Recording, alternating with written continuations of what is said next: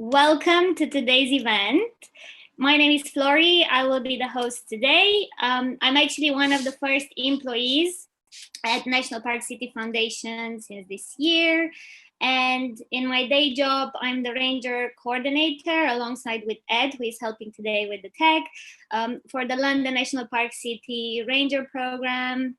And at the moment, we have 54 rangers across London. I've been asked today to provide an introduction so I can set the scene for you all. So National Park City's vision and movement started in London in 2013 when our friend Daniel Raven Ellison, who is actually online today, first asked the question, why can't cities be national parks? They can't for reasons I'm not going to go into today, but as we've shown, it is possible to imagine and then establish national park cities. So London was declared the world's first national park city last year in July, but today's event is not about London. It's about where most of us live, towns and cities around the world. It's the third session we're hosting today, and we've been very lucky to have traveled on all continents and all across the world except Antarctica. So from the early days of the campaign in London, the people at the center of it were receiving interest from other cities in London, in the UK and across the world, because they also wanted to become national park cities. So we became quite excited about growing a family across the world. This is why the National Park City Foundation was set up, partly as a guardian of the campaign and work in London, but also to retain learning and knowledge from London and to share with other cities across the world. Through a partnership with Salzburg Global Seminar and World Urban Parks, we set out a universal charter for London National Parks for national park cities in 2019.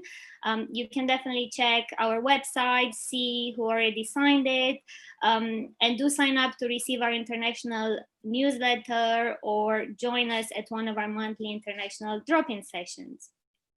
We do have an ambition that there will be 25 national park cities by 2025.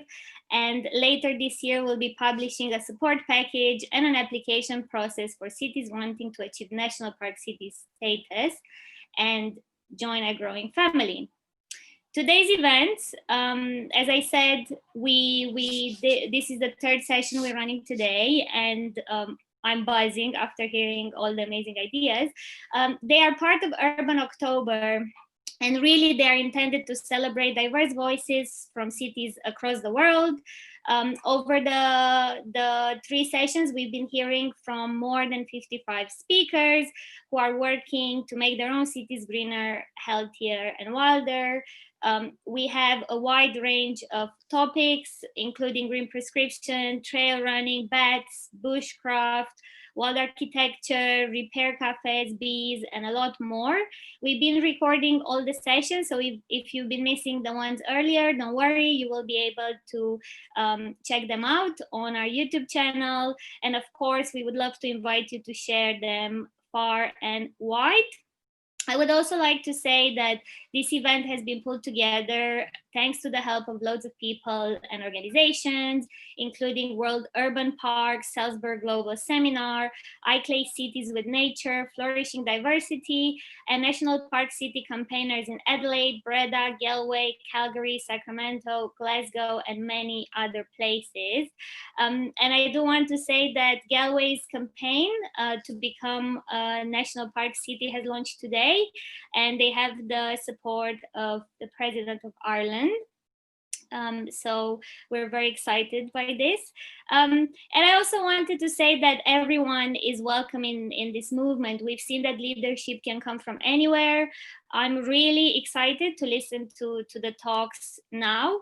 I've already been so inspired today, so I really hope that you will be inspired too. So I would like to say good luck to all our speakers, and I would like to thank everyone, my colleague Ed for doing the technical support today, and hopefully everything will run smooth. And also the team at National Park City Foundation, because they've worked really hard to build this wonderful platform, so we're very grateful. And I guess before we start the talks, I just wanted to make a few pointers on the webinar. We have 18 talks scheduled for this session. We've allocated 3 minutes for each speaker. We will try to stay on time. I will be timing everyone, and I will be muting you if you go over the time. We will have a space for questions mid-break and for comments, and then at the end of the session as well. You might notice part of your Zoom functionalities that there's an option for Q&A and then an option for a chat. Please use the Q&A to for any questions you might have for specific speakers, and then use the chat section for general comments, as well as to engage with our speakers and our attendees. If we don't get to answer to all the questions today, we will try to respond part of our follow-up email. Just so you know, we're also live streaming at the moment on Facebook. So you will also be able to revisit the live stream there. And that being said, I would love to invite our first speaker for today, for this evening, or in some places it's early morning. So our first speaker for the session is Colleen, here in the UK, with a story about the planting of native hedge. Colleen, I'm going to ask you to unmute yourself, and then over to you. Hello, Flori, how are you? Okay, can you hear me? We can hear you, and your presentation is up as well. So I'm going to quickly say that I tried to use my computer, but I couldn't, so I have to use my phone, so bear with me. Okay, I just want to say thank you, National City Park, for the opportunity to give a talk about a park I care about a lot. It's important for me to do as much as I can to make the park I've grown up knowing and going to since I was a child, as I've been using Figge's Marsh in Mitcham, Surrey, and it's transformed into a nature conservation area where family and friends can go to at the weekend to learn about wildlife through the new wildflower patch called North Garden, with an additional 40 plants added last week, so that the aim, mission and values set out by Friends of Figge's Marsh is realising a vision that Laura and a small group of ardent local residents have accomplished that is rewarding for all local residents to enjoy throughout the year.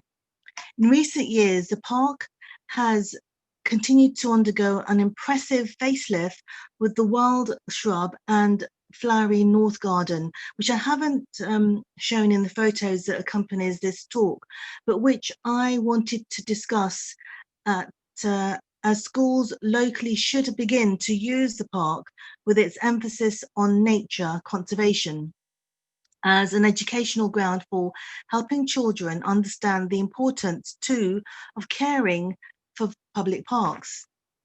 Now, local residents get hands-on experience of seeing a small greenery turn into living and environmentally friendly green space, which sees all kinds of wildlife throughout the changing seasons, and which demonstrates that parks are just as much a part of our lives as city buildings.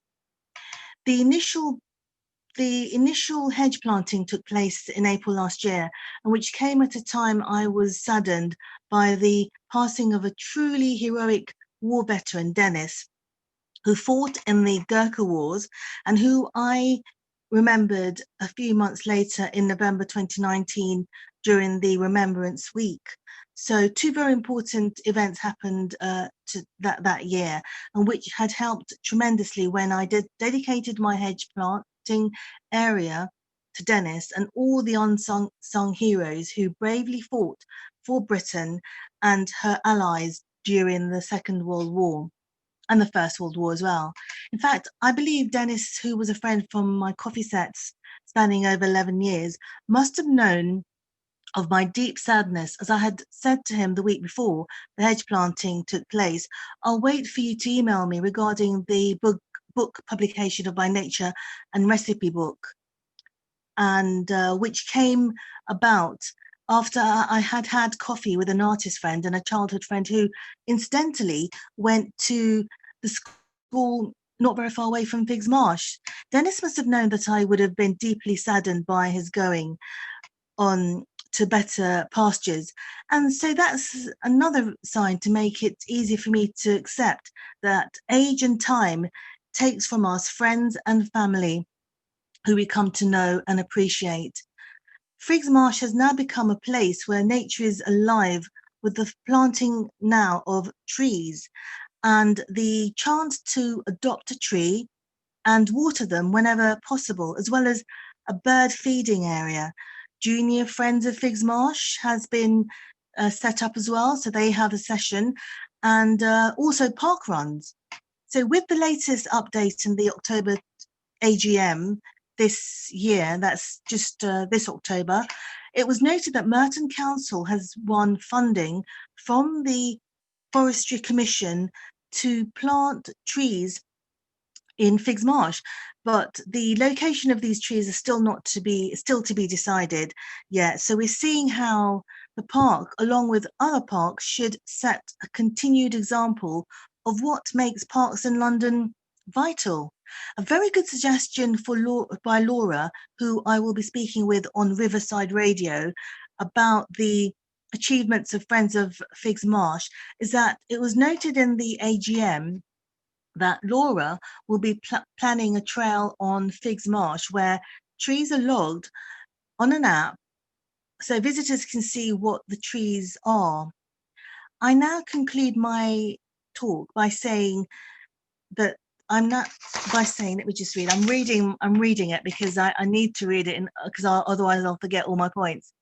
So I now conclude my talk by saying we're very fortunate in having this online forum to hear what nature conservationists globally are doing to help improve the environment and ensure that we are doing, at least we are, leaving a legacy of environmentally friendly trails and parks to help future generations see that nature and wildlife are important to the survival of the planet, and that we are trying our best to leave the planet in a state that will ensure it will be around for the next 1,000 years at least.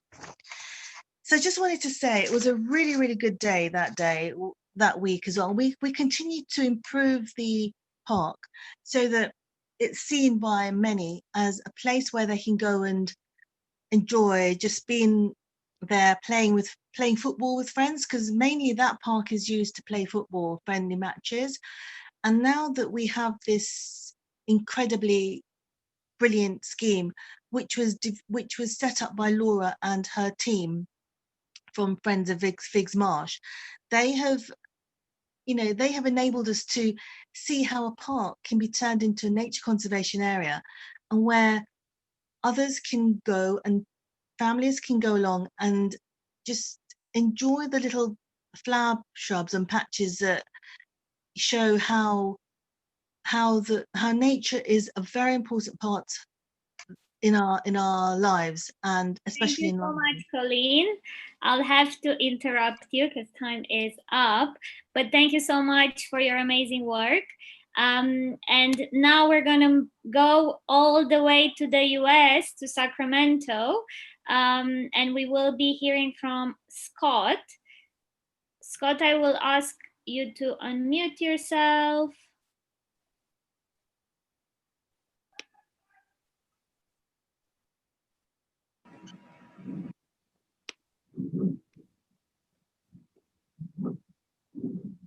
Can you hear me? Yes, we can hear you, Scott. We can't see you, but we can hear you. Okay, I've got a screen to share if I can. Perfect. Yes, you have the right there.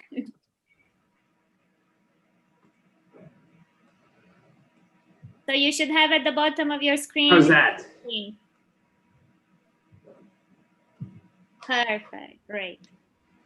So just wanted to talk a little bit about, my name's Scott Shipley. I'm from S2O Design and Engineering. And what we've started to look at is how to enhance and utilize a river corridor or build and create a park centered around a river attraction to activate everyday lifestyles. And for us, this started with the design of the U.S. National Whitewater Center in Charlotte, North Carolina, which is a 22-acre park that was created with a pump station. We created a river from nothing and flowed that water naturally into channels. The idea came from, and you can see the Olympic rings there, there are Olympic venues around the world that build their own river to have a reliable flow for the Olympics. But our idea was, how do we make this accessible to the general public? And so we created not just that main competition channel, but also the recreational channel and beginner channels on the side. And as we started to operate this, what we learned was people came for the whitewater, but they also came for the outdoor adventure. And so this became an outdoor adventure center where people who didn't even want to get wet started to hike or bike or climb or take part in other active outdoor adventures, to the point where this site now offers up to 30 different adventures in the woods. And so this became our mantra. How do we create healthy, active outdoor lifestyles? And when you look at some of the other parks that we've created using existing rivers in existing parks, or in existing cities and towns, the idea was, how do we transform in an economical and a sustainable way what is often a channelized concrete pit that runs through the middle of a town, and turn it into an activated play space where people can seek out the adventures that they choose, whether it be yoga on the lawn, a day at the beach, kids wading in the river, or some of these more extreme adventures like kayaking or stand-up surfing or rafting. And so the idea was to create a signature park. And at the end of the day, what we found when we build these things in places like Reno or Charlotte or Eagle, Colorado, or Wanaka, New Zealand, is that they become the main attraction to that town. It becomes the brand of that town. And that has an economic impact. When you look at the U.S. National Whitewater Center, for example, in Charlotte, North Carolina, it has about a $39 million economic impact every year. And that's hotel rooms and shopping in shops and people staying in your town and shopping in your businesses. It brings about 1 million people, and it becomes a brand around which people are centered. And that brand is not just whitewater, it's not just rivers, but it becomes an outdoor adventure. And so what we're creating are these outdoor adventure lifestyles that get people activated and that bring them down to the river. And the recipe for that for us is to create the adventure, not that we want to provide, that people will seek out. And so for some, it's a hike, for some, it's a concert, for some, it's mountain biking, for some, it's climbing, and for others, it's just a chance to gather on the side of the river and as a church group or a family or friends. And so our parks have learned to become those event centers, those people spaces, and those adventure centers that people seek out. One of the interesting side effects of this is it's become a place that invites all kinds of folks. And so we think of it now as the new country club. You know, when I was a kid, we would go to the country club with my grandparents and we'd play golf and we'd hit a bucket of balls and we'd eat at the clubhouse and we'd go to the pool at the clubhouse. It was the center of our lifestyles when we visited our grandparents. And when we build these things, what we find is it's not like a water slide park where you show up once a year to ride the water slides and then spend the rest of your summer doing something else. This becomes a 2 or 3 time a week destination for people who want to jog in the outdoors or kayak or do these adventures. And so it's about creating these things.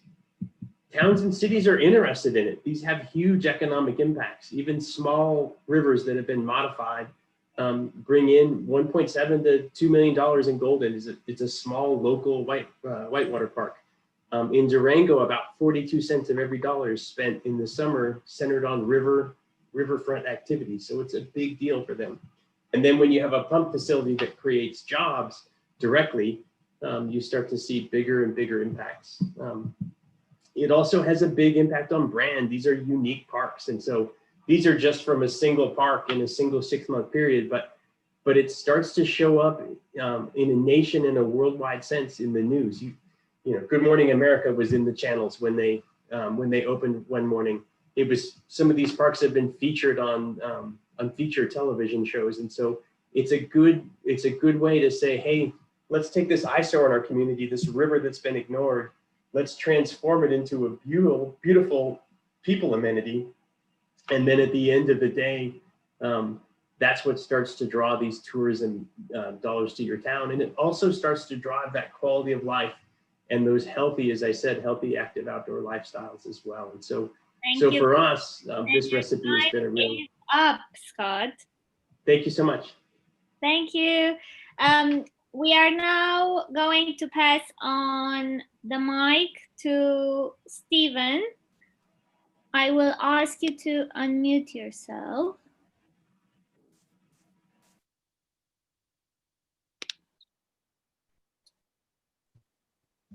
Over to you, Stephen. Okay, thank you. I'm way out here in Sacramento. I'm actually up in the mountains today for work, but thanks for having me. And I founded the group for Sacramento about 6 months ago.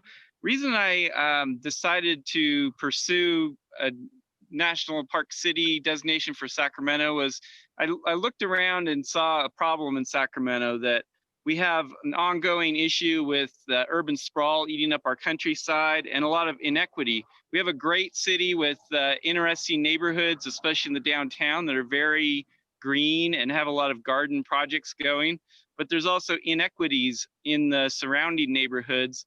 And I came across this idea of a National Park City and thought that this would be a great way for us to deal with some of these things. We have many different groups that are working on select aspects of greening, art, and environmental activism in Sacramento, but they're all working in smaller type of niche environments, and they have limited following. And I saw a real opportunity for them to have a place to collaborate and have a larger vision that we could all take on, and then to pursue and get a large campaign going with that would move greening and really move the needle for things in Sacramento. So decided to launch into this project, and thinking about how we would do that, I really wanted to build off some of the positives. We want this to be a campaign that endeavors to make it to answer some of those big what if questions that I see London asking and getting answered. What if you can step out your front door and feel like you're stepping into a park? That's what I want to accomplish with our project. And so to do that, we picked 4 things that we think are really strong elements in Sacramento. The urban forest canopy, especially in the downtown area, is amazing for an American city. And we have a strong advocacy group, the Sacramento Tree Foundation, that works to build that. We have amazing artwork happening with street art that makes it interesting to walk around different neighborhoods through our murals program with wide open walls. We have some river parkways, just like Scott was just talking about, that have a bike trail 36 miles long all the way from downtown out to a large lake that is completely off street, and you feel like you're in nature along the river. And we also have, we're the farm to fork capital, surrounded by agriculture and great opportunities to grow our own food and have community gardens. So we decided to start building on these 4 elements. And we've got monthly group meetings that we're hosting, and the participants think that there's real value in this so far. We've been able to build a website to communicate our efforts, and then also have created a map, which is pretty easy to do on Google Maps, that can be shared, that show many of these interesting things that people can explore in the neighborhoods. We followed London Park City's lead on that, and it's been really helpful. We've also started designating instant urban trails. We've got one called River to River that passes through many of the best parks on the way, and would enable you to visit those. And we're currently launching into kind of our next set, which is trying to find projects that we can support by getting funding, and also to see that greening happen in the neighborhoods. So we're well on our way. If you want to follow us or have questions, I'd love to talk with others around the world. Our website is sacparkcity.org. .com, I'm sorry, sacparkcity.org. and take a look at Sacramento Park City, and hope to be part of the 25 groups that are becoming national park cities by 2025. Thanks so much for listening, and I look forward to connecting with you all. Thank you so much, Steve. And thank you for bringing that amazing view and the sunshine in our houses. I'd love to be there. It's very cold and dark in London at the moment. If you can share your website in the chat, that would be very useful. We are now going to travel to the Netherlands, where we're going to hear from Ferry, talking about the quality of water is the quality of life. I will ask you to unmute yourself now, Ferry. Yeah, like this? Yes, perfect. Yes, great, great. You have my presentation, great. Hello, everybody. Ferry Aerts from the Holland. I work at the municipality of 's-Hertogenbosch in the south of Holland. And in this pitch, I will try to support my my statement that's on the bottom: the quality of water is the quality of life. 's-Hertogenbosch, it's an old town. It's sort of 160,000 inhabitants. Like I said, in the south of Holland, and it's a fortress city. When you see the aerial picture on the bottom of the page, on the screen, all the green you see can be flooded with water. So the town was strengthened by that, and was undefeated until the year of 1629, when a famous colonel, Frederick Hendrik van Oranje, cracked through the barriers, and 's-Hertogenbosch became part of the Dutch nation, Holland. 's-Hertogenbosch is part of Van Gogh National Park. That's a big movement in the province of Brabant, on the land Van Gogh painted. Of course, it says in the name, and it's a combination of the well-known nature in Brabant, the high quality of life, the city life, but also high tech and data. So I would really invite you to visit our beautiful province. Next slide, please. But this water I'm telling you about is not only used for defense, because nowadays the water is more sort of an enemy. This really great picture from the year 1995 shows that in high water times, that was really a dramatic year that year, that even our beautiful freeways are flooding with water. But nowadays, the other pictures show that our streets flood with water, our houses flood with water when it's raining. Water is also a problem. Our sewer system can't handle it. Yeah, next picture, please. And that's why I want to show you one example of how we in 's-Hertogenbosch deal with this water system, but also by combining it with other possibility, with other statements. I want to show you that we use the identity of 's-Hertogenbosch, this old historic town, in combining a solution for the water, a more green space, a place to get wild, that's also states, and possibility for health. And we did that at this point, the bulwark of St. John, in 5 steps.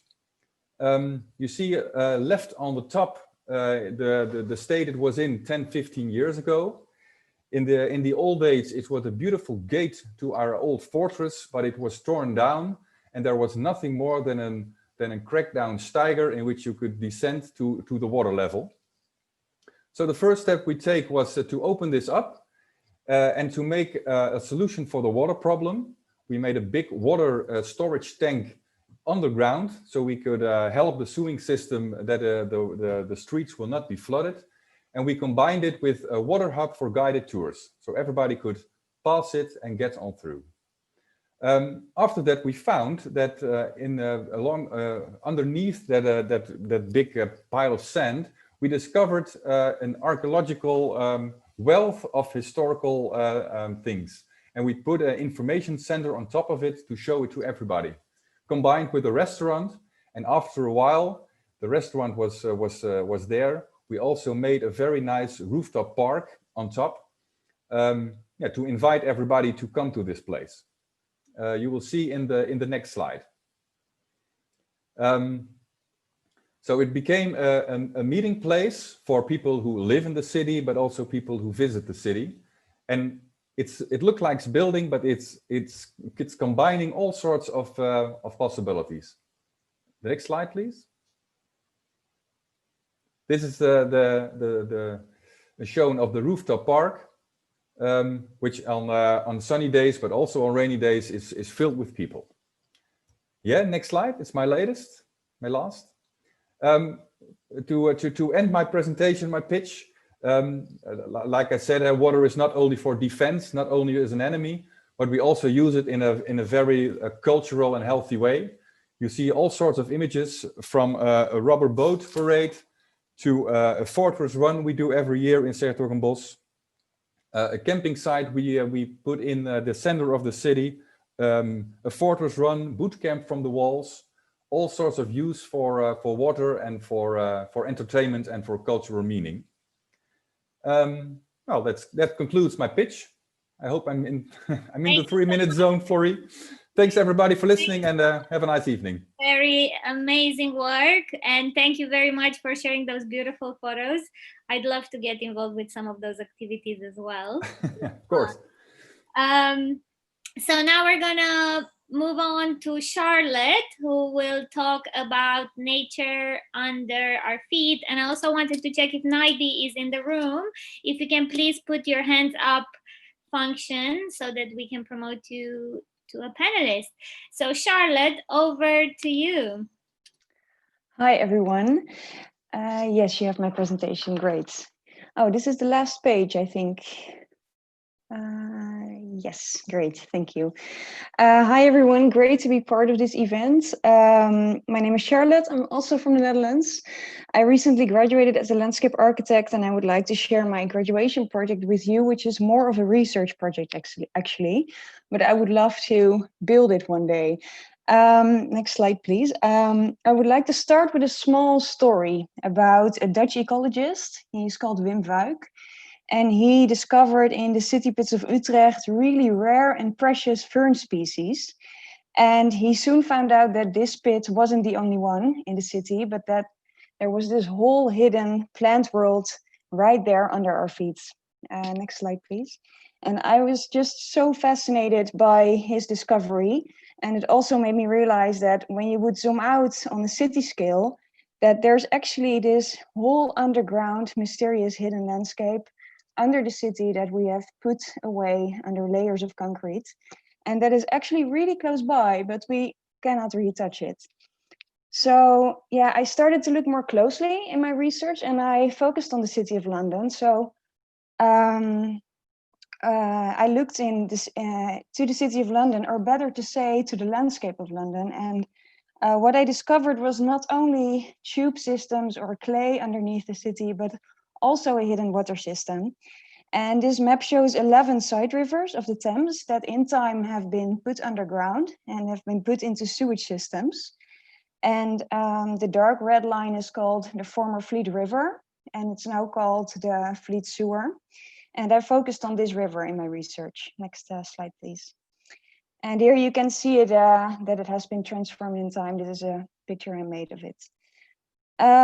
So yeah, I thought it's just so precious to have underneath the city, that there's just this hidden lifeline, that I asked myself if the sewer could be more than just a sewer. The next slide, please. And it could never return to the river it once was, because there's simply no space within the city of London. But could there be a chance to maybe create a new type of nature that is really fragile, but that is actually has the chance to grow without the disturbance of the hectic city life on top? Next slide, please. So after researching carefully this line of this former river fleet that connects the outskirts of London with the heart of the city, I made a strategy on how to clean this sewer line in order to have a clean water flow underneath the streets of London. And the next step was to define 6 unique spots, actually, where the city on top was connected with this underground water line and where spaces could evolve for this precious nature. Next slide, please. And I would like to highlight one of the spots, which is the last spot next to the Thames River. And this spot is actually 7 meters below street level. If you can show the next slide. And on this spot, the sewer crosses all kinds of different city levels. And by opening the doors to the Thames again, the two water lines are joined, and new tidal spaces can actually evolve underneath the heart of London, and where you can discover a new nature under your feet. And that would be the last slide, shows a detail of one of the new walls on top of the old sewer walls that you see underneath. And yeah, the aim of the project was to create space in the city for this new and fragile nature, with plant and animal species that cannot be found elsewhere in the city on top, but could thrive underneath our feet. Yeah, that was the story. Thanks a lot. Thank you so much, Charlotte, and beautiful illustrations as well. We will move on to our next speaker, Dominic, from Scotland. Dominic, over to you. I will ask you to unmute yourself.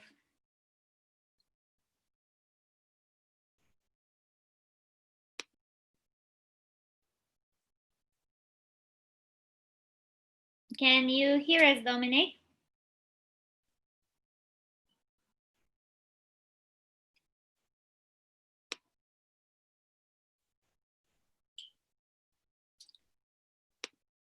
If Dominic can't hear us, we will move on to Maria.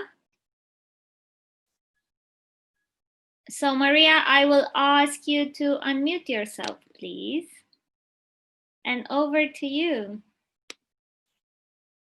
Hello, thank you. If you have the presentation, or I can share my screen, it's the same. Okay. Thank you. Yeah, this last page.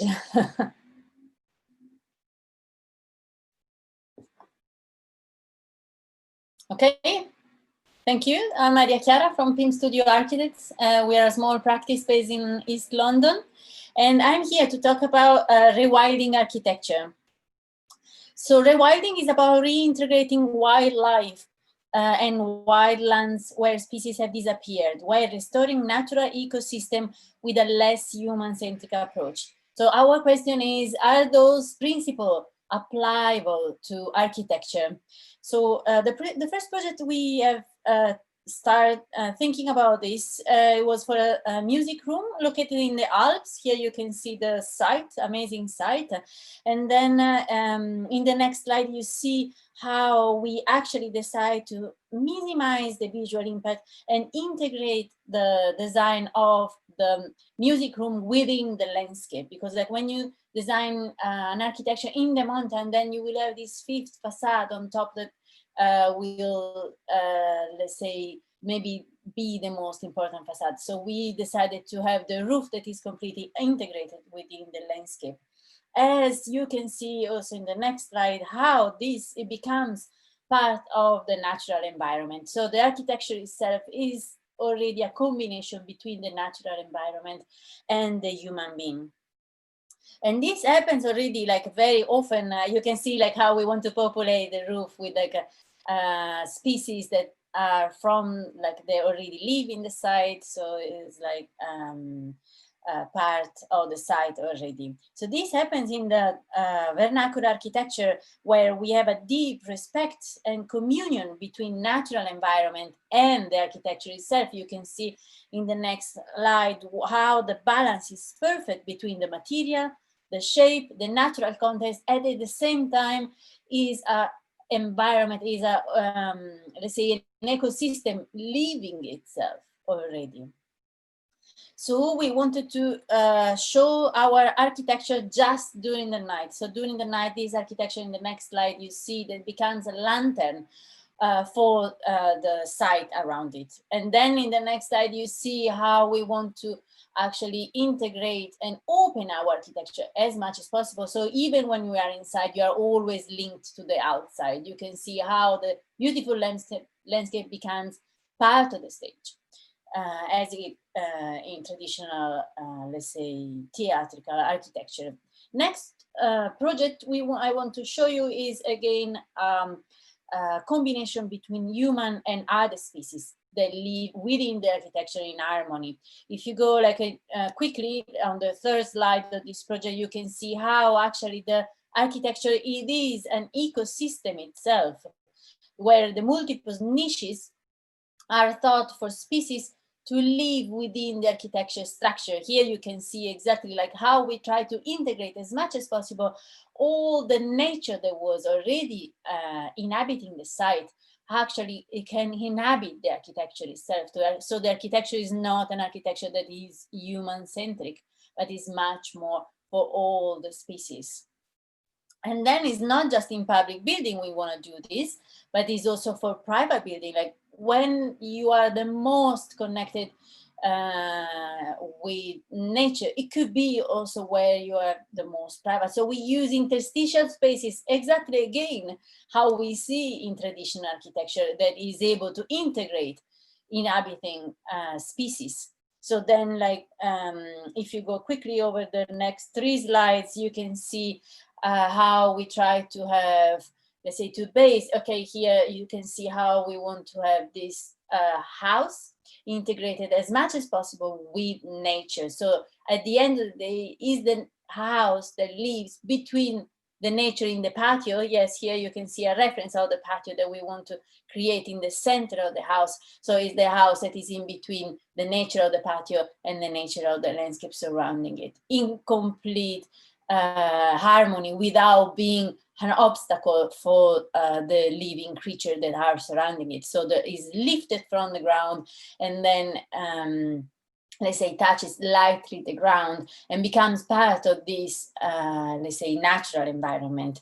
And you can see in the last few slides how, of course, like it is challenging, but it is like rewarding to be part of this natural environment, to accept it within your architecture, within the building itself.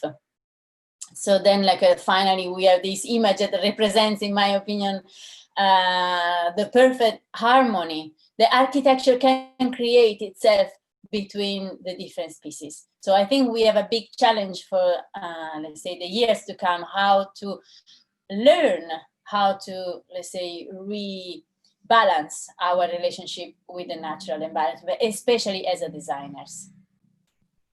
Thank you so much, Maria. Such beautiful work. I'd love to see more rewilding architecture. I get so happy and when I do such work, and amazing illustrations as well. So thank you very much. We will now move on to Dominic Hall. He works with the conservation volunteers in Scotland. So I will ask you to unmute yourself now. And over to you. Yeah, good evening, good morning to everyone, wherever you may be. I'm in an extremely dark and extremely rainy Glasgow. And as Laurie said, yeah, I work for the conservation volunteers. So we're a UK-based charity, and our overall aim is healthier, happier communities for everybody. And you can see from the pictures the kind of things we do and how well that ties in with the National Park City movement. Lots of stuff to get people outdoors, to realise the kind of health benefits, the community benefits, the life skills and employability and community benefits of green spaces. So that's my day job. And if you can move on to the next slide, please. But as I say, I'm based in Glasgow, and I'm also the convener of the Glasgow National Park City Group. And obviously greener, healthier, wilder fits very, very clearly with my day job and with what we're trying to do in Glasgow as well. So quick plug for anyone who doesn't already know about the work we're doing in Glasgow. We've been looking at National Park City idea for, well, a good few years now, and really gathering some momentum. We've got over 30 organisations in the city supporting the idea, and yeah, really moving forward with that now. So take a look at the website if you want to find out more about what we're doing there. Next slide, please. So what I'm going to talk about, which brings together, I guess, the National Park City idea and my day job in TCV, is health. Healthier, happier communities through TCV, greener, healthier, wilder through Glasgow National Park City. And as people, I'm sure, will be very familiar with, the National Park City movement has been prompted by this question. So my first question is exactly as just come up on the slide. Thank you, Floyd. Perfect. What if all hospitals looked like this? Because this is actually a Victorian walled garden, but it's actually in a hospital in Glasgow. and it's part of a project I've been working on at TCV to renovate an old, it was what was actually the warden's garden for the hospital. So it was his own private garden previously in history, but now it's been brought back into use and is used by hospital staff, by patients for recovery programs. And it's, as you can see, hopefully from the picture, absolutely fantastic. And there were a number of hospitals across Scotland that have taken on this approach as part of a program called the Natural Health Service. And when you see it in one or two hospitals, you wonder why all hospitals don't have this resource, because you can imagine for patients to be able to come out and visit these kind of sites, for people who are visiting other people in hospital to have a quiet space to sit and reflect is just really fantastic. And so, yeah, I'd love it if all hospitals look like this. Florian, next slide, please. What if all prescriptions looked like this? So if doctors actually had structured methods to get people from hospitals, people who came into their surgeries, or just people in the community who need to connect with other people, who need to be more active and healthier, rather than having to just purely prescribe tablets. What if they could get people out doing volunteering, doing gardening, working with other people, improving spaces in their community, getting that fantastic self-esteem that you get from doing something useful and seeing things grow and working with other people, whilst actually improving your local community as well. Now, many of you will know that this is happening in a lot of places. There are a lot of systems in place for green prescriptions in Glasgow and across Scotland and across the UK, and I'm sure in other parts of the world as well. But they can be quite disjointed if you think of the number of different programs that happen in a city like Glasgow that do have an impact on people's health. They're often run by a huge range of small community organisations, voluntary organisations and groups, and tying them all together and linking them informally to the health service and allowing people to be referred through is not easy. So it's something that again has been looked at in Scotland. There's a few areas looking at green health partnerships, and that's one of the key ideas that we'd like to put at the heart of our national park city in Glasgow, is really linking up the huge health benefits that people get from doing this kind of activity. Next slide, Floyd, please. So this is a very simple idea. It's very difficult in practice to deliver this sometimes, to actually link up all these different organisations, to properly fund them to the extent that they need, because you can imagine even just one hospital garden like that, to put it in place and then to staff it and run it, you know, is, well, I was going to say it's expensive. It's not expensive compared to the alternatives, because a lot of the people who come on those programs otherwise would be in long-term care in mental health hospitals or on long-term treatment. So actually it's not expensive, but it's not always treated with the same kind of budgets that traditional health is. So I'd love to see that happening more in Glasgow, both through my work at TCV and through the work in the National Park City. And yeah, there's a few contacts there on the slide to get in touch with me through Twitter or through email address, and I'd love to chat to anyone who wants to talk about it more. But that's it. I might be even quick for my 3 minutes, Florrie. Thank you so much, Dominic. I saw a comment from Emily as well saying NHS Natural Health Service, love that. If you have any questions for our speakers so far, please feel free to put them in the Q&A. We're gonna hear from our next speaker, and then we will have a break for comments and questions. So we are now going to move on to Ireland, to Brendan, who will talk about rural greenways. I will ask to unmute yourself, Brendan, and over to you. Okay, many thanks. But now you have to give me rights to share.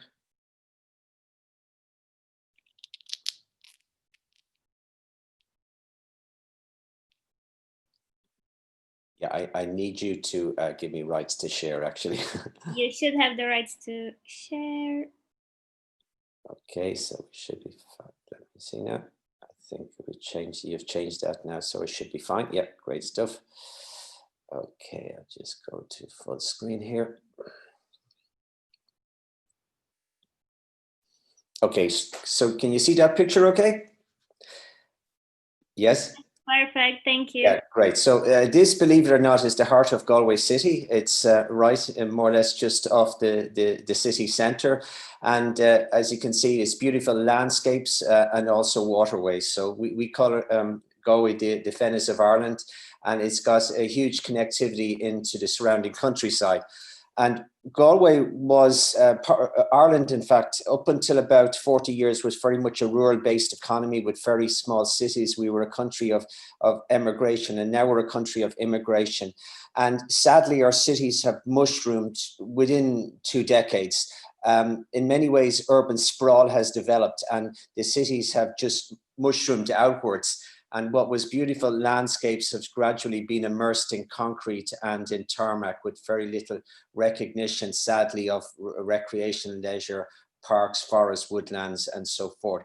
But that is changing it now. And we used to have a network of railways, and they were all closed down to make way for cars and for roads.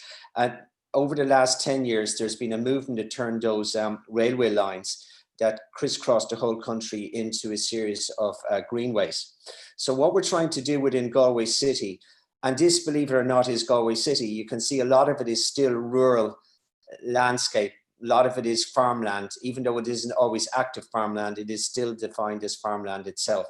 So in the old days, the old farm areas used to have a huge network of small country lanes. We call them in Irish bohereen, which means the way of the cow. They were primarily used for the transport of livestock and to a lesser degree people, but mainly for movement of livestock from different fields or to different parts to another part.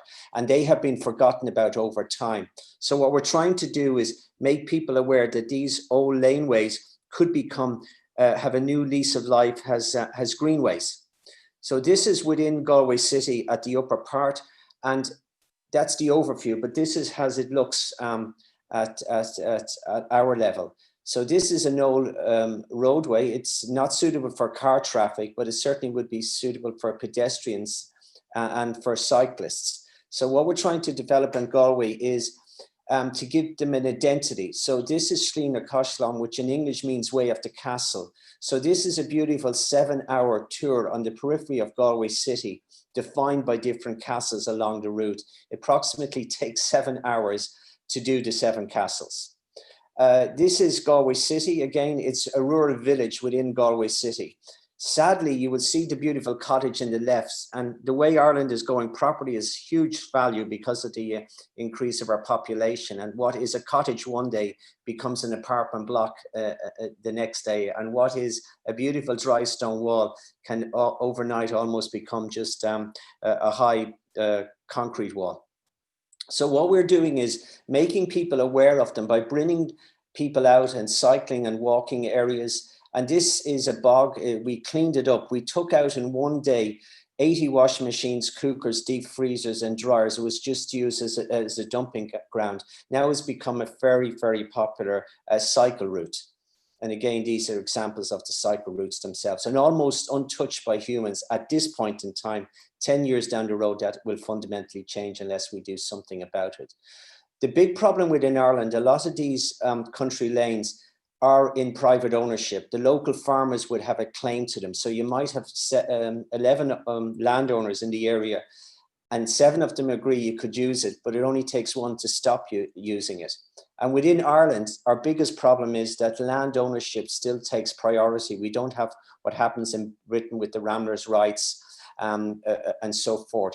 So there is, I just came from a meeting now where we're discussing trying to look at compulsory purchase orders, which is where the state takes ownership of land to develop transport routes, which is roads up until now. And we're saying, well, that should be the case also for country lanes, for routes, not for cars or for trucks, but for people, for walking and for cycling. And again, these are all in Galway City itself. And this was once a main road out of Galway City, and it's been forgotten about over time. And what we're trying to do is work with local landowners. We want to work with them and have a situation where it's people on bikes and cyclists. There's always a fear of outsiders coming into an area, to actually work with them and point out that people need to move around in cycling and walking. And these are the people that aren't going to rob houses or cause disruption in the area itself. And what has happened over the last few months, because of COVID, the lockdown, suddenly there's a huge reality check, a wake-up call in Ireland, probably the same all over the world, where local parks have become important, where cycling has become important, where walking has become important. So this has gone up the actual public interest and public awareness, and therefore the political pressure that can go on the way of politicians itself. So this is what our campaign is in Galway at the moment, to make Galway, that's still in a largely rural west of Ireland, a hub for greenways, for walking and for cycling. And in association with that, we say that green routes can't exist just as the route itself, it's the surrounding landscape. And to make people aware of the importance of farming in a new context and bringing back old activities like scarecrows with a local school, for instance, near a school in the city, foraging skills, blacksmithing skills, using animals for harvesting and for ploughing fields and so forth, bringing back the old skills of scything, cutting the meadows that we're starting to plant in the city, taking green deserts, manicured lawns and turning them into green oases, into bee havens. And again, the gathering in the old days in Ireland was the local community came together, harvest together, work in the fields together, and then had food together in the fields. And again, the old walls that have been forgotten about, covered with ivy and so on, trying to bring the skill sets of dry stone walling back. And here is a heading from a local paper, and it says, sorry if it's not fully clear, making hay a stone's throw from Galway city. So we're still lucky that there are green areas within the city. It's expanding, but we wanted to expand upwards rather than outwards and start getting people to use these. We have political issues within Ireland because, as I say, landowners have priority, but we're trying to work with landowners and have a kind of a coexistence with them. Yeah, so that's kind of an overview. Thank you. Thank you so much, Brendan, and good luck to Galway to becoming a national park city. We're gonna take some questions now. We have one question for Ferry. What is your next goal or challenge in bringing the quality of water closer to the people, or vice versa?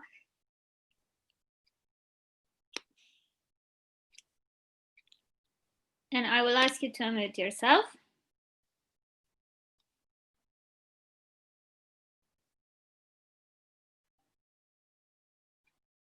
Are you there, Ferry? We also had, Brendan, for you, I think, some questions. How do you manage cyclists and walkers? And also, how do you manage plastic bags with dog poo all over the pathways? Yeah, we don't have full-time staff in our parks at the moment, except recently as a result of a campaign last year, we got 3 and then we got 2 more. So we do have a big issue with dog poo and other issues. So what we're trying to do is work with the council at the moment to set up a volunteer corps of rangers. But because of the pandemic, we're not allowed to go into the public parks. Secondly, is there are certain routes, laneways, where they're not suitable for cyclists. So all routes aren't for cyclists and walkers. Some are specifically for walking only. Thank you very much. And also we had a question from Stephen for Charlotte. Saying, are you focused on places, sewers that have been rerouted and are stormwater now? You can't expose areas with untreated waste, can you? Yeah, that's a good question. I didn't really have time to really go into the cleaning strategy, but I did make a strategy on how to clean the sewage system first, because indeed, this is the first thing you have to do. Otherwise, you, of course, cannot open it. So this is really a preconception a condition that you need to change. I made a strategy in which you don't reroute the sewer, but you actually build inside the existing sewer additional sewers that follow up on the black water. So in the middle you have place for the rainwater, so you have a clean inside sewer.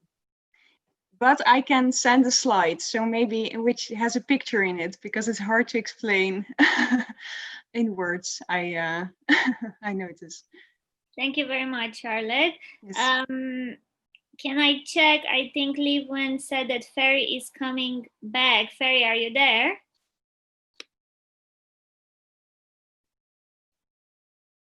And also we had another question for Brendan, asking, how do you get different landowners to embrace the same ambition and vision? Yeah, it's not easy. Some landowners are definitely in favor, but I think there is a political shift in Ireland now, as there was in the 1920s in Britain, where land is looked on as a kind of as community rather than just individual ownership. So we are working with landowners in many cases. Unfortunately, it is a problem where they aren't in favor of giving access along all railway lines or along country lanes. And that may need to have a political change within Ireland, as I say, legislation coming out where laneways, walkways and cycleways would have the same status as roads in some cases, so that we can do a compulsory purchase order. We prefer that to not happen, but in some cases it probably will have to happen. Thank you very much. So we're now going to move on to our next speaker from Canada. I'll pass on the mic to Chris Manderson, who will talk about Citizen Science Project. I will ask you to unmute yourself now. Okay, and I think you have my presentation. Yes, Ed will put it up in a second. There you go. Over to you. Okay, hello everybody. I'd like to talk to you a little bit about some of the work we're doing here in the city of Calgary on habitat connectivity and how some of that work and my interest in ecological connectivity ended up revealing some connections of another type. Next slide, please. So just for a bit of context, this is Calgary. We're in Western Canada, fourth largest city in the country. Within the Parks Department, we manage about 8,000 hectares of parkland. About 50% of that is considered to be natural environment park. Next slide, please. And so one of the things I spend a bit of time thinking about is this idea of connectivity. This map on the side is the city of Calgary. It shows our core habitats, our important natural environment parks in dark green. And we've recognized for a period of years now that we need to think about the system, and that it is not just the park itself, but the system itself that's important. And I think a lot about how we can maintain connectivity and more importantly, how do we know how well it's working? Next slide, please. So one of the things that we decided to look at, of course, is wildlife movement is a good way to understand habitat and how habitat is used throughout the city. And we took a citizen science approach to doing this. And in essence, what we did is we put about 65, 75 cameras throughout the city that were triggered by motion to capture wildlife images. And we invited people to help us classify those. And the intent for me was to use that data to validate the model that we had developed, get a sense of what species we have, where they're moving, are there barriers, all of those sorts of questions that are quite interesting to how we manage the system. Next slide, please. And while we're certainly getting a ton of valuable data, what we also got was some really interesting conversations. When we launched this program in 2018, it was a very quiet launch. You know, we just announced that it was out. There was a little bit of media, and within the space of a week, we had a point where there were 60,000 images classified in a single day. And this was certainly a lot of Calgarians, a lot of people in the city itself, about 60% of the people, but there were people around the world doing this. And I think some of the interest that came from the fact that this is a window into our parks and wild spaces that you don't often see. You see what wildlife are doing when we're not there. And it revealed some interesting things.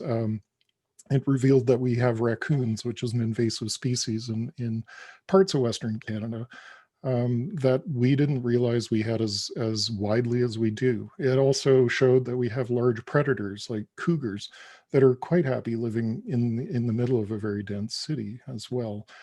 And that, of course, obviously attracts a certain amount of attention when that happens. Next slide.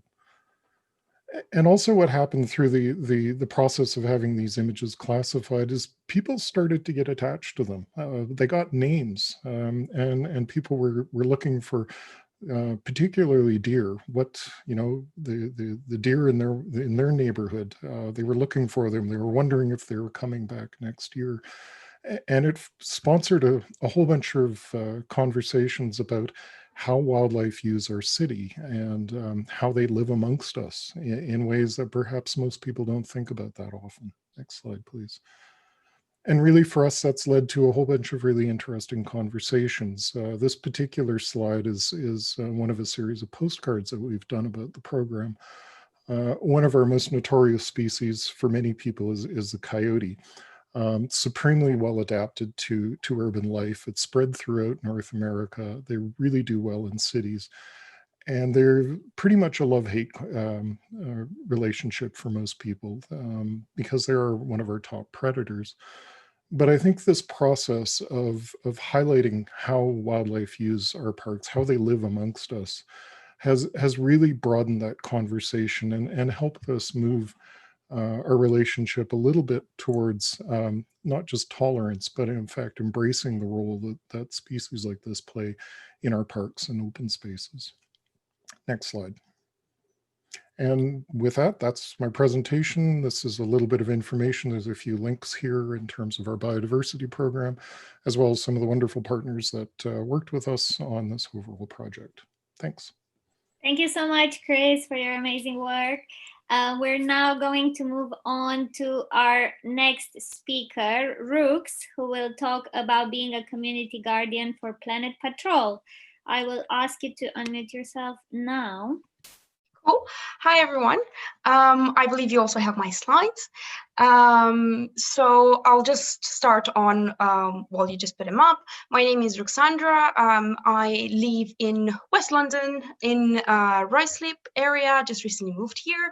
And as you will see in the next slide, I have a couple of things that I like, including the ocean, buying locally and finding like local gems, researching vintage and used items, products, and then being outdoors and being literally camping and going out in the nature. I've recently became a Planet Patrol community guardian. And the reason I've kind of pursued going into some more volunteering was because I kind of want to go into more environmental career, and my kind of focus for the present time is looking into learning more about the ocean and marine sciences. So if anyone knows any internship or volunteering in the next 2 months anywhere in the world, I'm quite happy to kind of add it to my research. So I'm going to talk a bit about Planet Patrol. As per my next slide, and the next slide, Planet Patrol is an award-winning nonprofit sitting at the intersection of environment and well-being.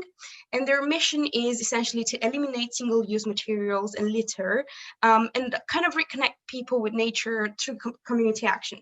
So what does that mean? It means you participate in cleanups, and at the end, you use the Planet Patrol app, which is available worldwide, so you can use it anywhere in the world, and log in the trash, litter that you found. Recently, they've actually added a barcode scanner as well, so it might be easier if you find a lot of Coke cans usually, and yeah, you just kind of log in, take a picture, and what does this do? Generally, people use the app to log in this this litter, which then goes into kind of collecting data about where the litter has been found and how much it has been found, and then the brands that are being found are usually being taken accountable, if that's correct saying, and yeah, we're looking at making a systemic change in that sense. Similarly, Planet Patrol works with the University of Nottingham and University of Glasgow to analyze the crowdsourced data and share the findings and insights in public reports and engage the industry and the government. You can also find out more about them on the website and download their app and play around with it. And you can pretty much use it without being at an event. And the last thing that I want to say before I end my presentation is that I'm actually looking for people around my community to start events. Although it's COVID times and we're only allowed to be up to 6 people outside, I'm still kind of willing to go ahead and you know, create these events. the people that I'm looking for, if you know anyone or if you are from Hillingdon, it has to be a local from our area. And then I'm kind of looking for people who know trash hotspots, because to be fair, around my area I haven't found so much trash. But yes, if you know one, we want to clean it, and we'll also be providing equipment for all this. I'm gonna drop a submission form because I don't like using Facebook. So I'll drop a submission form in the chat. And if you want to participate, or if you know someone that would like to participate, I'm really happy to kind of get in touch and yeah, start a cleanup community. Thank you so much, Brooks. And yes, if anyone is from Hillingdon and would like to get involved, please do so right in the chat. We will now move on back to the US, and we will hear from Scott Martin from World Urban Parks. Scott, I'm going to ask you to unmute yourself. Over to you, Scott. Great, thank you very much. Can you hear me? Yes, we can. Great. I think we were going to do a quick slide control in my granted ability here, because in typical American fashion, I will go very fast and very loud. How about that? Well, thank you to everyone for staying up late. I am Scott Martin. I'm from Louisville, Kentucky. We're a city of about 1.2 million people on the banks of the Ohio River. And it's a pleasure to share some of the things we're working on here. Like most of y'all that live in cities, the price of cities is that our life ends up looking like this, as it does in many cities across the globe. And so we do things like this to get away from it. And this is the charge that I think the National Park Cities movement is helping us address, because it tells us we don't actually have the ability to enjoy experiences like this a whole lot. We have to find them closer to town. We have fund limitations. We can't travel, even pre-COVID. So we've got to figure out a way to make the benefits of the great outdoors come to our cities. In the States, we were inspired very much by the great work of our Frederick Law Olmsted, the father of landscape design here in North America, who gave us Central Park in New York, and then inspired many parks across the nation, including some parks here that you see from my community in Louisville. And these parks are remarkable in giving us green space. But like Daniel and like the National Park Cities movement, we acknowledge these parks are not nearly enough to assuage the concerns that we have. So what we've begun doing here in Louisville is doing an exciting thing like they're doing in Calgary, although not with nearly the detail and the passion that I heard earlier, but asking ourselves, where does wildlife live? And when we map out where wildlife lives, the clear acknowledgement is that it's everywhere. And this is very unusual in a mid-sized city in the middle of America to recognize that we live somewhere as wild as possibly Calgary. Flipping through, these are some of the species that call my little small town of 1.2 million people home. And the colors, the spirit, the energy of these wildlife that are urban residents are surprising to our residents, because most of them have no idea that these critters live in their hometown, because we think of ourselves as in an industrialized community. Even river otters in the dead center of our community are a shocker, and coyotes, and darters, and bats, and frogs, and flying squirrels, which of course are just adorable until you get into your chimney. But these bring a sense of specialness to the community that we call home before you even get to our predators, such as bobcat. Now keep in mind, this is all in the center of a top 50 US metro area, but one that you don't think of is in the Front Range of Colorado or the Rockies. Well, people will acknowledge that we have wildlife, but then here in the middle part of America, they get confused. They go, well, what about outdoor adventure? In our flatlands, there's no way we have it. We've taken cues from the National Park Cities movement, and we asked ourselves to map out where can outdoor recreation occur in our city. And the lesson for us, of course, is that it can occur everywhere. It can't just be in our parks. So instead of going to Yosemite or our mountains to go mountain climbing, what if we went climbing on some of our walls right in our urban core? Instead of going to West Virginia or the Appalachian Mountains here for whitewater experiences, this is downtown Louisville. What if we programmed and activated our whitewater resources in this very urban river in a way that could be achievable by people? Instead of mountain biking in these distant, remote, beautiful settings, not taking anything away from them, what if we built a series of mountain bike paths, urban mountain bike routes through our alleyways in our city's core? This is all a new idea for us. And we all love hiking, but what if instead of thinking going to the mountains to go hiking, we develop a series of hiking routes making use of existing sidewalks and trail systems? Not building new, mind you, but rather just reprogramming and opening up our eyes about what's around us. So that instead of just expecting to find a park ranger in a national park doing typical park ranger stuff, that we brought park rangers into the cities And we began to evaluate what our city can do as a national park city, which we are so inspired about seeing the success that you're having in London. So in conclusion, we concur with your experiment. We applaud the boldness of vision, and we're seeking to find ways that we can amplify that and connect it into an authentic American experience where we no longer escape to nature or build our cities as separate, but rather we embrace it where it is. Yes, even right here in the center of America, in a landscape that many people fly over without second thought. So the question we will be posing to our community once we get through the small national train wreck that we're dealing with right now is, what if Louisville, Kentucky could become the national park city and one of the first in the United States? That's the journey we're on. We thank you so much for the inspiration and the courage that you're giving us, and we're honored to follow in your footsteps. And that is the end of my talk. Amazing. Thank you so much. David just said, Scott, I'm exhausted and energized all at once. We did see you had over 40 slides, and I was even wondering how will you go through all of that, but there you go, beautifully done. We will now move on to our next speaker, Joost. So I'm going to ask you to unmute yourself. Good evening, everybody. Greetings from the Netherlands. You have my presentation. Yes, we're going to talk to you about bringing back a river in our city of Helmond. Helmond is a city of about 100,000 inhabitants in Brabant, the south of the Netherlands. And we've decided to bring back a river. Can you give me the next slide? On the left, you see a map of where the river used to be in the past. It completely disappeared because it was an open sewer, it was dirty, it smelled, and of course we needed the space for housing, for industrial areas, etc., etc. So all that is left is some area in the south and some area in the north where it still is at. But recently we decided to bring it back because it's good for nature, it's good for the city, it's good for our cultural history, it's good for water management, etc., etc. I think you all know the benefits. Next slide, please. This is where it gets interesting because crossing large industrial areas is very interesting and very important because a river only is a river if it flows from the beginning to the end. If you're missing parts, then it's not a river, it's a collection of water bodies. And we decided to connect all the small parts that are still there. This is the city. Oh, wait a second. This is the city center which is going to run through completely. And all the blue parts you can see are already existing, and the purple parts are the parts that we just realized or that we're working on. On the top you see a new park that we've made right in the city center, and on the south you see a part of our castle park, which already contains the A.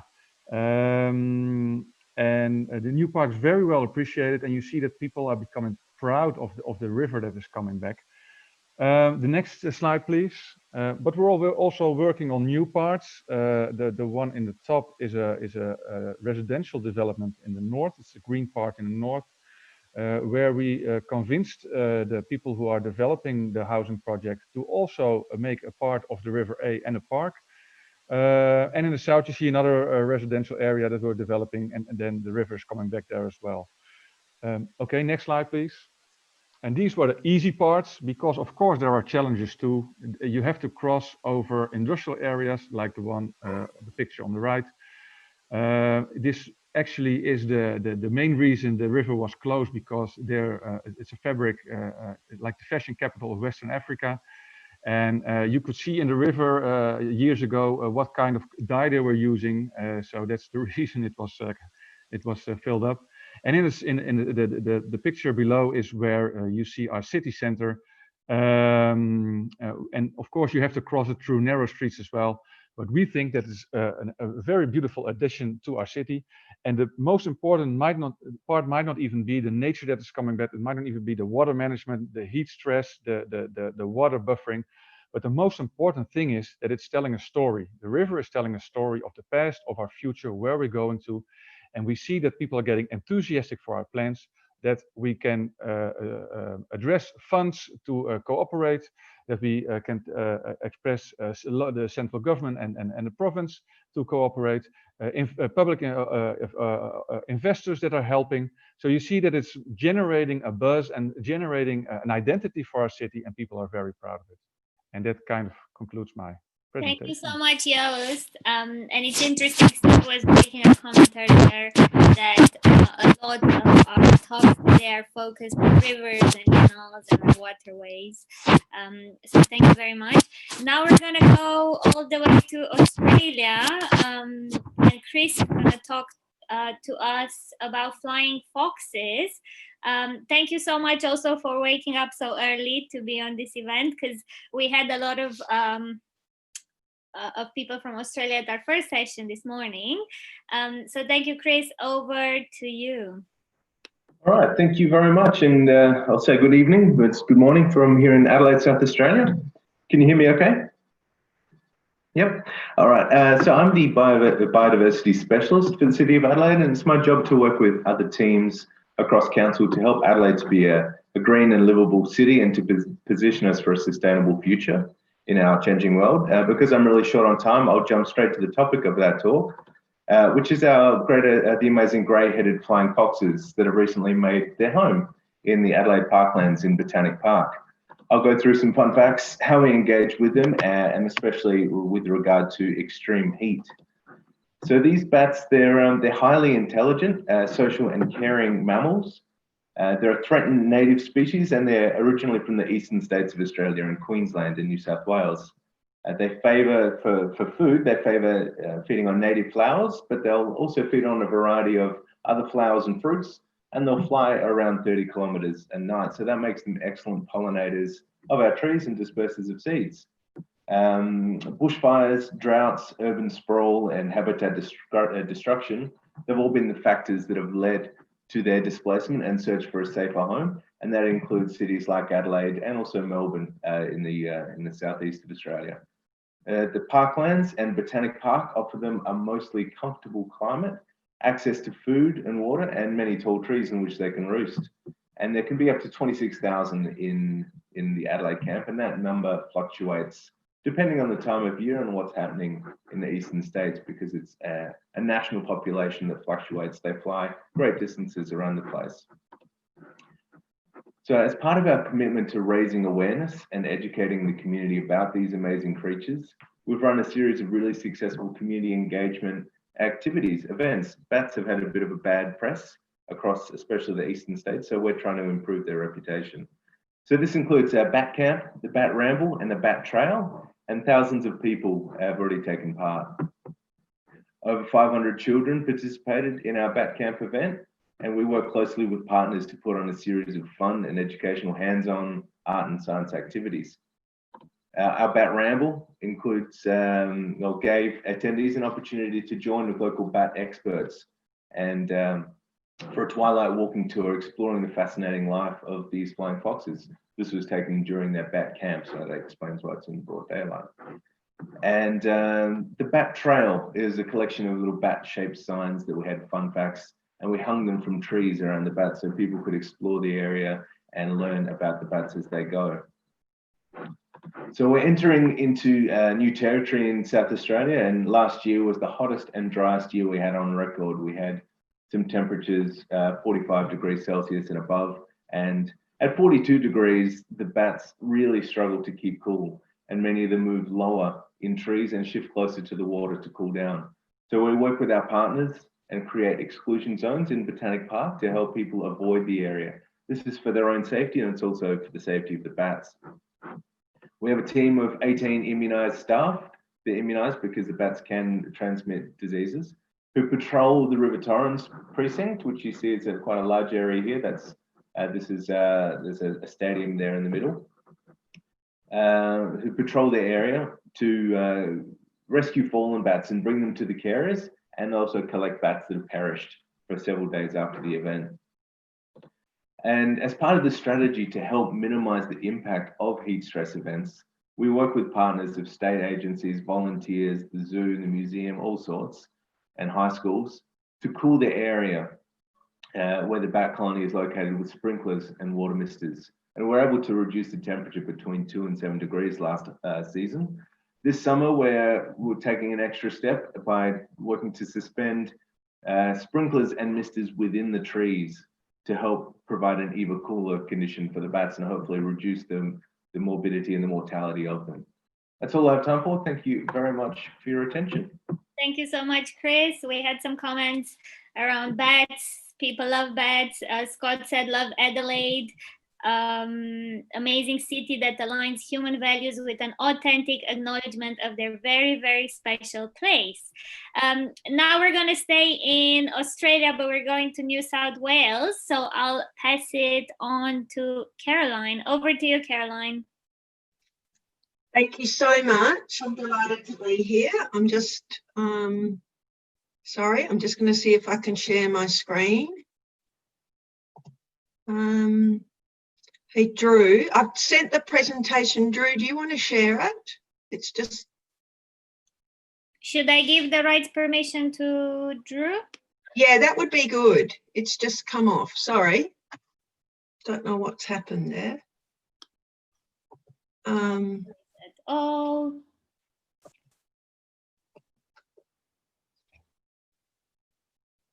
So Drew, you have the permission now to share the presentation.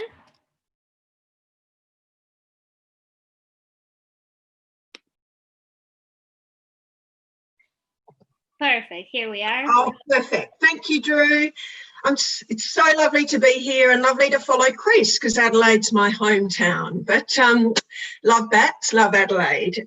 Delighted to be here and to share with you a little bit about our program. But before I begin, I'm on Darug land and I pay my respect to elders past, present and emerging. We're leading a Premier's priority, which is about how can we improve walkability to fabulous open space, public space. And by that, we mean green, open and public space. So that's great streets, it's great parks, it's great waterways, and it's also libraries and all those other incredibly important community and civic places for cohesion and for joy and for uplift. So we've been doing a lot of research. Everything we do is evidence-based, obviously. And so we've been looking at what do people want to do in their outdoors. And as you can see, organised sports there at 27%, but it is about walking, hiking, jogging or running. And we've heard this morning, or in my morning time, your night time, of the power of access to great public space and the outdoors during COVID. And so I suppose that's what we've been trying to focus on, and really how we can talk about that value, which of course value will then lead to investment. So next slide, thank you. So public space has obviously been in the news. You can see there's been a massive boost to outdoor exercise. Obviously, we're graced with extraordinary natural beauty in New South Wales. But what we're finding, of course, is that people are accessing their local parks. They're discovering places that they never perhaps didn't spend as much time in and really enjoying that with their families. But of course, there's been the challenge too of how can we do that safely? We moved really fast on a fantastic survey, thanks to Gail in Copenhagen, who allowed us to adapt that survey. And of course, what we found is that 45% more time spent outside. And as you can see, local parks was the #1 place, and then local streets right through to beaches and foreshores. So we're building a pretty amazing program, and we were doing this before COVID hit, but of course COVID has created that extra window and momentum, I think, for change. So I'm going to talk you through just 3-4 of our programs. The first one is the New South Wales Public Space Charter, an evaluation tool, and then our Parklands Vision. We're running close to $500 million of programs to improve our public spaces, and particularly our parks and green space. And then how are we preparing for summer and the holiday season in Australia? The next slide, thanks. So we've just gone out actually in the last week with a draft charter, and we'd love you all to go to our website and see. We've developed 10 principles. We've talked to international experts. We've looked at what the world is doing in this space. And of course, there's a huge amount of activity. We've come up with 10 draft principles, and that's what we're kind of testing through a whole lot of community engagement and industry engagement at the moment. So you can see them: healthy and active, safe and secure, designed for people, well managed, a range of other principles. And we're hoping that people sign up to this charter, and then in the way that they plan, design, manage and activate public space, they work to these principles, or they aim to bring these principles to life in the work that they do. Key to this is, of course, is also a number of tools that we're developing. And one of them is an evaluation tool for public space and public life that can be adapted for parks and streets and libraries and the rest of it. And these are just 4 pretty simple questions that we ask as part of that tool. Am I able to connect? Am I able to play and participate? Am I able to stay? And of course, am I able to get there? And then the next one, Drew. So what we're hoping through this tool is that there is an evidence gathering across our wonderful public spaces in New South Wales, that we can evaluate that quality. And part of developing tools and a lot of online materials is how we can build capacity from the smallest places, smallest public spaces, right through to the kind of destination and iconic parks that we manage. And how can that inform planning, design and programs? And this is the 2-page tool. It's for everyone. You don't need to be an expert to do it. We would love your feedback. It's out on exhibition at the moment. We've kept it relatively simple so that, as we say, non-experts can use it. Then the next slide, thanks. And then, of course, this sits against a number of other projects and vision, strategic kind of vision work that the state is doing. And one of these is the 50-year vision for Greater Sydney's open space and parklands. And we were very inspired by the National Park Foundation, City Park Foundation, and all the work that has been taking place. And this Greater Sydney Parklands is a new organisation which will champion the New South Wales Government's vision for open space and parks in Sydney. It's the first citywide plan to protect, manage, enhance and expand Sydney's open space and parklands for future generations. And so that too has been on exhibition, and we've been inundated, I think, with comments about the value of that work. And as I've said, that's that spotlight that COVID has shone on the impact and the difference that great parks and green space can make on daily life, 365 days of the year. Part of this too is the building of new parks and a range of other public space projects across New South Wales. And this is just one of them. 8 new parks, 4 are reimagined parks, and then there are 4 brand new parks. And so we're once again sort of just developing that, the design of that. There's a lot of community engagement to help us frame and design the parks that both meet the climate issues that Australia, of course, is facing, and the particularity of these places across Sydney, but also to find out what, obviously, what the community want from these spaces, and it builds on all that other research that we've been doing. And then finally, Caroline, your time is up. So I'll have to interrupt you. That's all right. This is my last slide. So it's about summer and how we're planning for the future months over the summer period. Thank you, Florrie. Thank you very much. Have a wonderful day, because I know it's early morning there.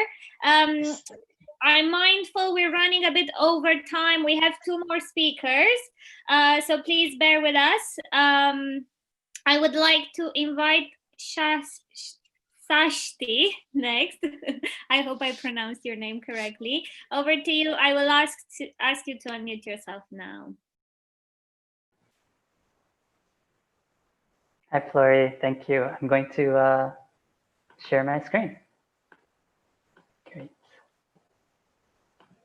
And good evening, good morning, everybody in between. I am, once it loads, I'm here in New York, so you could recognize my accent, but I was born, oops, my apologies, present. I need to present, not share. I was born in India, so family is in India.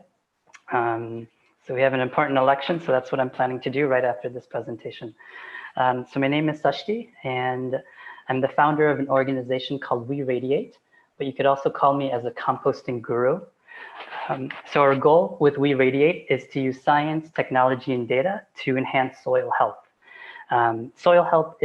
Improving soil health is actually an actionable solution to support and minimize climate change, which was actually recognized by the Paris Climate Accords, the agreement in 2015. And a quick fact that the United Nations has stated that we have about 60 years left of healthy soil before we have actually a food crisis. So it's only 60 harvests left. So our children or potentially grandchildren will definitely seek or face these issues if we don't improve the soil. And one way of actually doing that is composting. So that's what we're going to talk about. So what is compost? Essentially, it's decomposition happens in nature, but when humans pursue this process, it's sort of when they manage it and oversee it, this is a more quick and efficient manner of doing so. So why composting? And if somebody says, I don't understand why composting is important, here's sort of 3 ways you could think. W-H-Y. So W, waste reduction. So instead of going to a landfill or an incinerator, you could compost items locally. Horticultural use. So compost is a natural soil amendment. It's a natural fertilizer. So we could avoid actually purchasing herbicides, fungicides, and actually use compost. And actually your wallet. So in the US, particularly in New York City, we are spending money, taxpayers, to actually transport New York City's waste outside of the city. And it's at a significant cost. So there's sort of 3 things. It's financial, economic, and environmental. So those are the 3 sort of encapsulated of why composting. Here is what New York City did. It's called a waste audit. And what they did is essentially looked at what people are throwing out in the waste bin or the dustbin. So the top right is orange. 1/3 of all stuff that people were throwing out were suitable for composting. And then the green and blue was another 1/3. So essentially almost 60, I can't do the math, was that 68% can be recycled just by organics processing and also improving recycling. So that's what the low-hanging fruit is, compost. So if we could compost more effectively with restaurants, our homes and businesses, and that's the sort of the 3-step process that New York City is doing. There's 3 ways. One is an individual way. So what can you do at home? What can you do in your backyard? Or what can you do in your apartment? So here's a worm bin opportunity. So worms eat half of their body weight every single day. So we have a kilo of worms. They'll eat about, 4 kilos in about a week of food. Pretty amazing animals. So that's what we could do at an individual level. Community level, these are some of my students. I'm here on the left. You could teach about science and composting sort of at a community garden level or community park level, actually having drop-offs take place. Here in New York, they have subway stations when people go to work or school. Obviously, people aren't really doing that now, but they have commuter composting. So you could drop it off along your way to work or school in the mornings or evenings. And lastly, it's curbside. So you could pick it up at your residences once a week. So this is a big city, but I've also been supporting smaller towns. So this is the city of Buffalo near Niagara Falls. That's me on the right, actually doing education with the mayor and smaller tiered cities across New York State. So they did a waste study and they found the low-hanging fruit was actually composting as well. And these are other ways of doing it at a farmer's market where, collecting it from people purchasing food from farms directly can then drop off their food scraps into a composting system. So happy to answer questions. And this is me. Organization's called We Radiate, and our handle or hashtag is WeRadiateNY. Thank you so much, Sashti. Someone wrote in the comment section that every city needs a composting guru. We will now move on to our last speaker of the evening. I would like to invite Kasia, and she will be speaking about youth and the city. So over to you. I'm gonna ask you to unmute yourself. Yeah, it works. Thank you very much. Oh, you have my presentation. That's great. Thank you. Yeah, so I'm Kasia. I'm a student in Poland, and I would like to focus on youth and the city. So actually, all the projects and initiatives that you talked about are need one key element, which is youth. So on to the next slide, please. Thank you. So actually, I would like to talk about the role of the city in the lives of the youth, as well as the role of the youth in the city. So you may find these questions kind of similar, but actually there is a huge difference. So first of all, what's the role of the city in the people's and especially in the youth lives? First of all, of course, this is a place for us to go to kindergarten, school, universities, etc. And we spend there majority of our time. But actually, if I can go to the next slide, please. Thank you. Actually, the city needs us as well. It's not only because we have to go to the cafes, we have to go to restaurants and the shops in the city to make sure that the city counts all the money, but we, especially young people, give the city the ideas. We make sure that the city is developing thanks to us, as well as it has the potential to change and to make sure that young people are actually the future of the city and the future of all the projects that you were mentioning. If I can go to the next slide, please. Thank you. So here you can find the comparison of these two elements. Of course, it results in something great. If we can go to the next slide again. Yeah, so what are the results? First of all, there's synergy, there's a cooperation, and there's a smart city. So 3 key elements and components to make sure that the city is developing well and can actually make sure that parks, that green spaces, and actually the green revolution, if we can call that way, is happening. So without young people and listening to young people, it wouldn't be possible. And it wouldn't be possible to make sure that the city is responding to its citizens' needs, because we have to make sure that even though we are, for example, developing parks to make sure that families have a place to go, still they need to make sure that kids have, for example, a place that they can play together, kids have a place that they can study when they are older, and also just relax and spend time with their loved ones.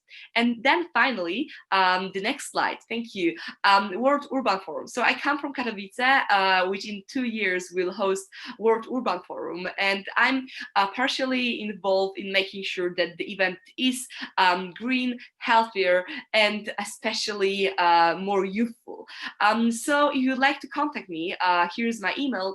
And I'm looking forward to any ideas how to make sure that the event is directed to young people. So not only to local authorities, regional authorities, but also how young people can impact that in a way that is a greener and just more open to nature. Thank you so much. Thank you so much, Kasia, and thank you so much for bringing the young energy as well. Young people are the future, so it's nice to hear more about your work. And on that note, it's a wrap. This is the end of our Urban October celebration. It's been amazing to travel throughout the world today through our 3 events. I wanted to thank once again to all the speakers and to all our attendees. Keep making your cities greener, healthier, and wilder. Keep leading on this amazing change. Connect with each other and keep inspiring other people to do the same. So thank you, thank you, thank you. We will be sharing all the recordings with you this week or at the beginning of next week. And then feel free to share far and wide. So from the London National Park City Foundation, we wish you all the best.